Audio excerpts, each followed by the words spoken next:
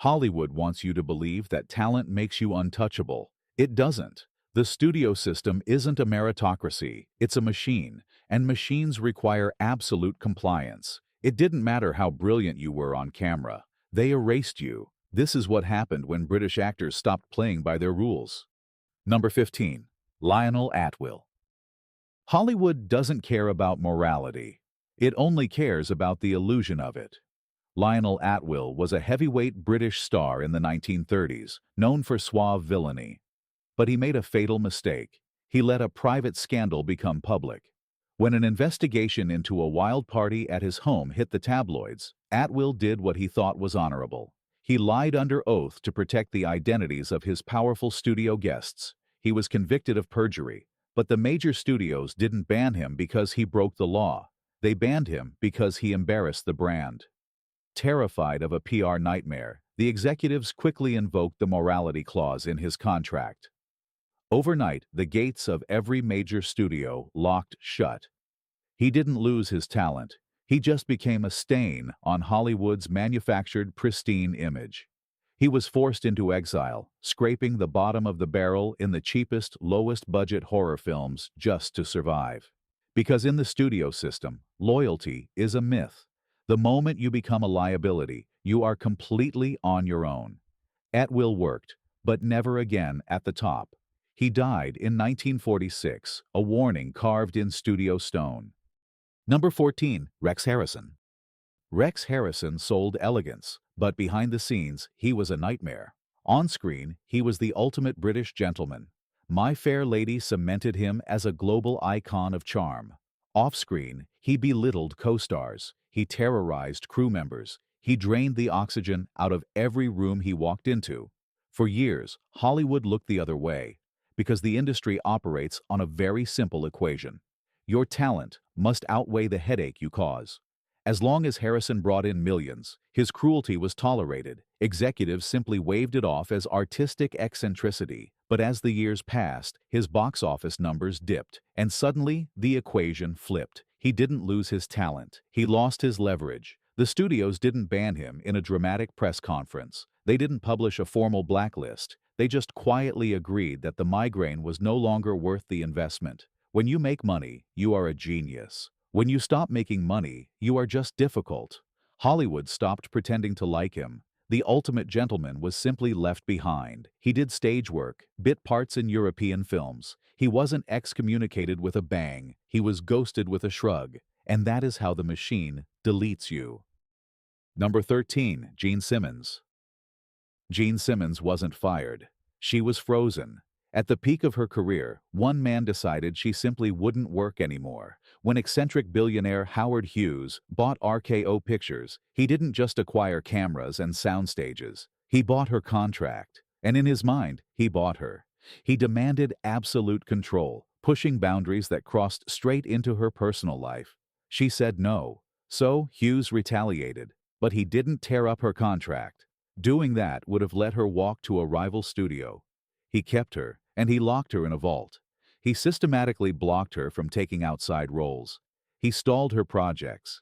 He forced a generational talent to sit in absolute silence while her prime years ticked away.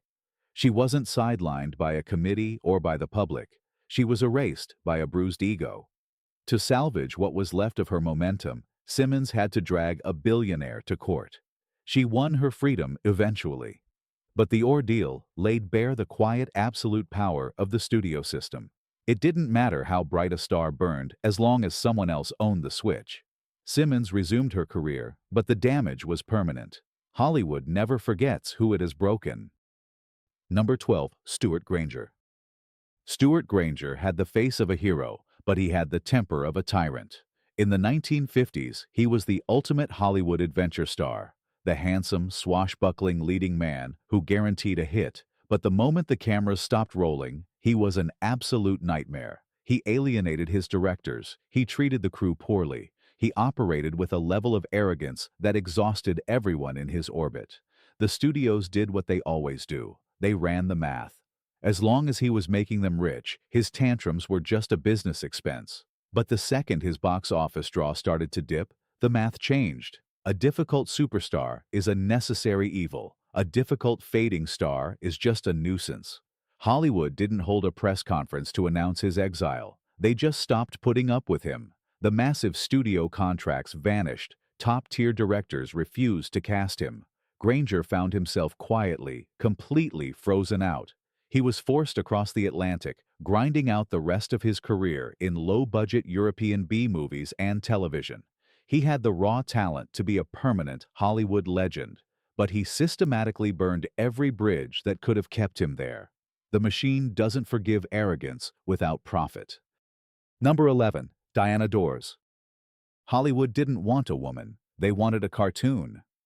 Billed as the British Marilyn Monroe, Diana Dors arrived in America with massive hype.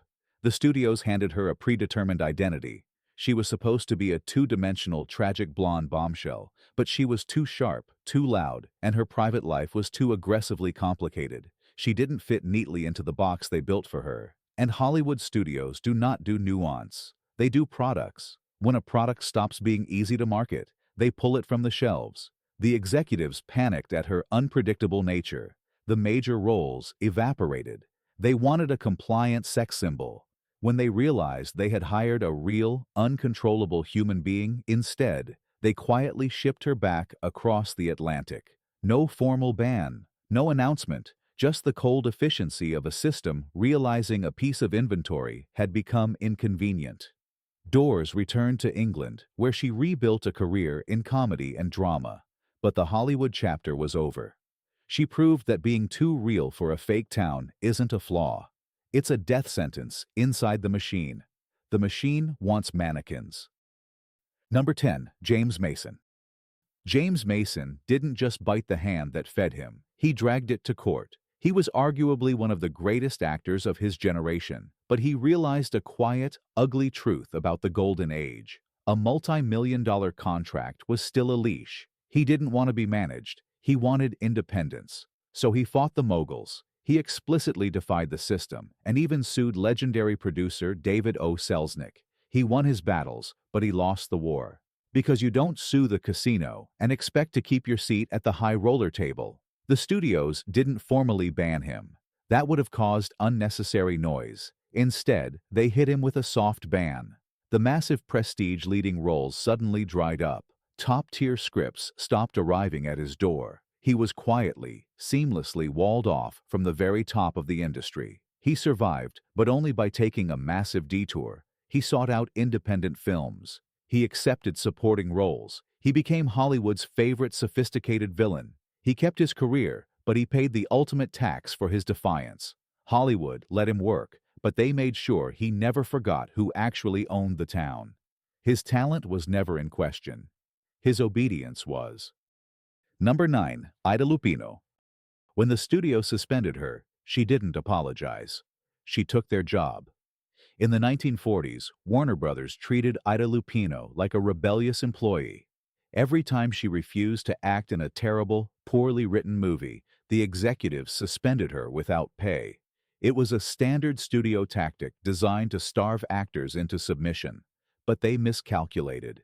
Instead of sitting at home waiting for the phone to ring, Lupino used her unpaid time to sit on other film sets.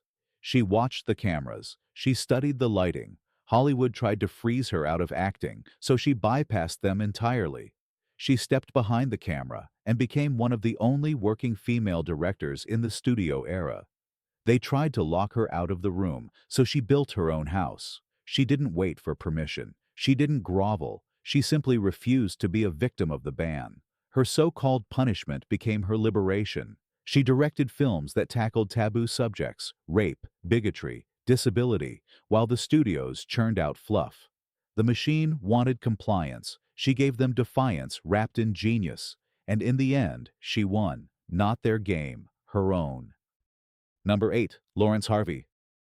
Lawrence Harvey didn't need a studio mogul to ruin his career. He did it himself with his own mouth. He was undeniably talented, an Oscar-nominated leading man who worked with the biggest names in the business. But he had a fatal, unstoppable habit. He publicly insulted his colleagues. Hollywood is an industry built entirely on fragile egos and networking.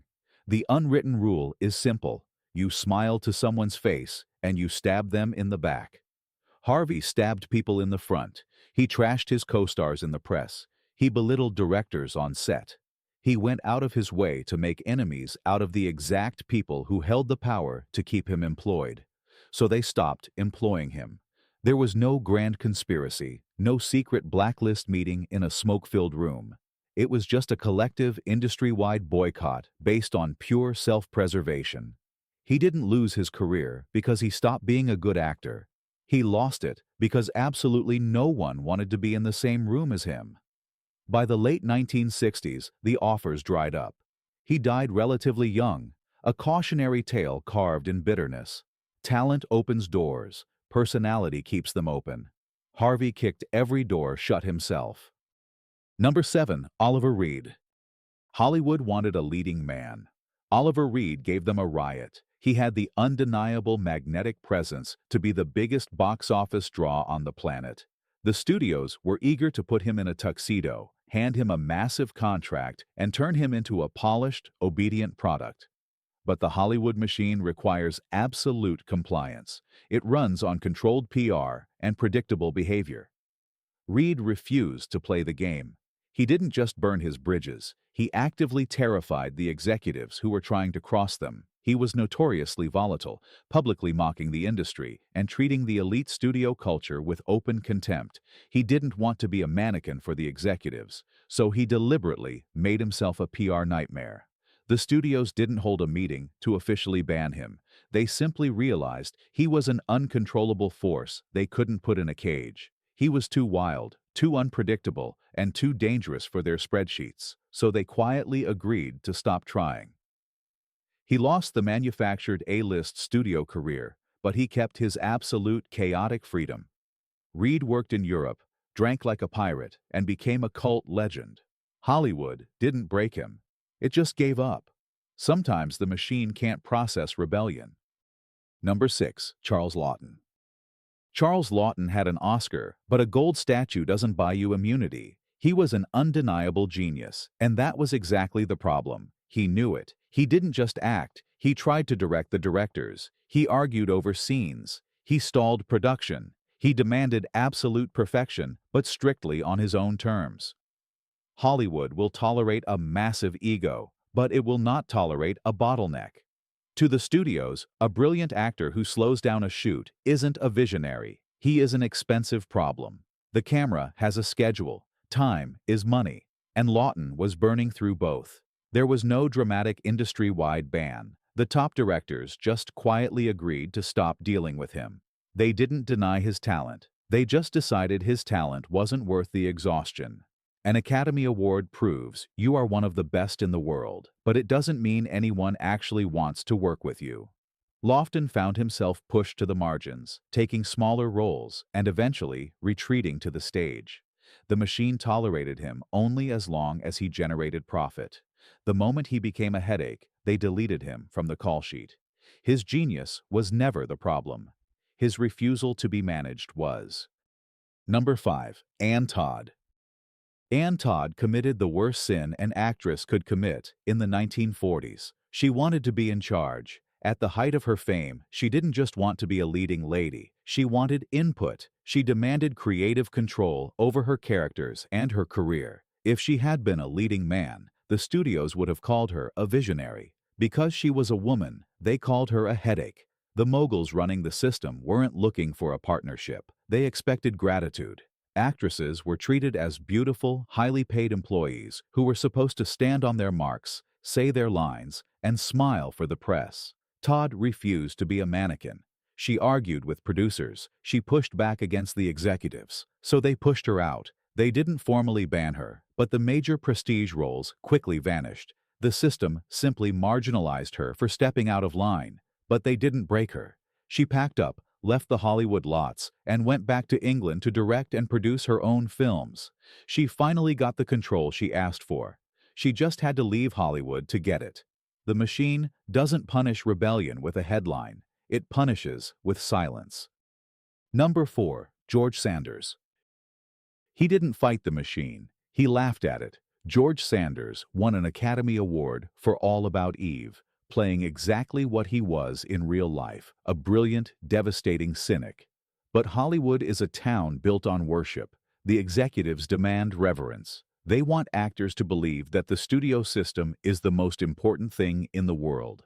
Sanders thought it was a factory, and he didn't hide it. He slept in his dressing room. He openly mocked the artificiality of the PR campaigns. He treated the entire movie business like a mildly amusing inconvenience. If you treat the Dream Factory like a joke, eventually they stop inviting you to the party. He wasn't fired for a scandal. He was slowly, methodically phased out. The industry simply grew tired of paying a man who refused to pretend that Hollywood mattered. His later years were spent in European cheapies and voice work. He wrote a famously sardonic autobiography and then, in 1972, took his own life with a note that read, "Dear world, I am leaving because I am bored." Hollywood didn't kill him, but it never understood him. The machine hates the man who won't bow. Number 3. Dirk Bogarde. You can't put a prestige artist in a plastic box. Dirk Bogarde went to Hollywood carrying immense British star power. The studios were ready to turn him into the ultimate manufactured leading man. They expected him to play the game. The fake romances, the hollow publicity stunts, the cheerful press junkets. He despised every second of it. He looked at the American studio system and saw an assembly line devoid of actual art. He didn't wait around for his contract to expire, and he didn't wait to be fired. He abandoned the machine. Bogarde walked away from global commercial superstardom and went to Europe to make dark, complex, controversial films with directors like Luchino Visconti and Rainer Werner Fassbinder. Hollywood wrote him off as a difficult outsider, but he didn't care. He traded their plastic crown for absolute artistic freedom. He never crawled back. He never apologized. In his memoirs, he eviscerated the studio system with surgical precision. The ban wasn't declared, it was simply understood. Bogarde was too smart, too contemptuous of the assembly line. The machine doesn't forget contempt, but Bogarde had the last laugh. He made masterpieces. They made product. Number 2. Terence Stamp. Terence Stamp didn't get fired. He did something much worse. He walked away. In his 20s, he was an Oscar-nominated superstar. He had the exact kind of momentum that studios kill for. But he was exhausted, disillusioned with the fame machine. So he packed his bags, left the country, and spent years at an ashram in India. He wanted to hit pause. But Hollywood doesn't have a pause button. The machine doesn't care about your spiritual awakening. It only cares about the release schedule. The second he stepped off the treadmill, the industry didn't mourn him. They just cast the next guy in line. He wasn't blacklisted. He was simply forgotten.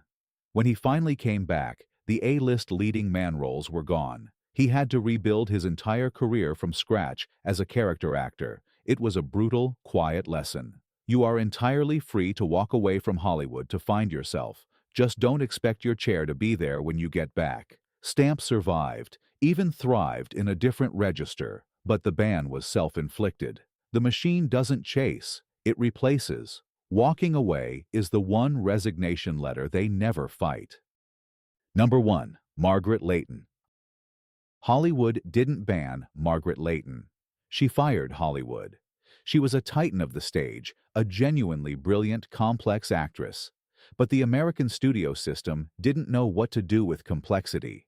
They didn't want a powerhouse. They wanted a standard, glamorous, leading lady. They wanted a mannequin.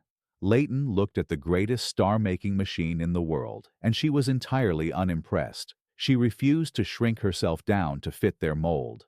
Instead of fighting for scraps or begging for approval, she simply walked away. She returned to the theater, dominating Broadway and winning multiple Tony Awards. Her departure reveals the quiet truth behind every name on this list.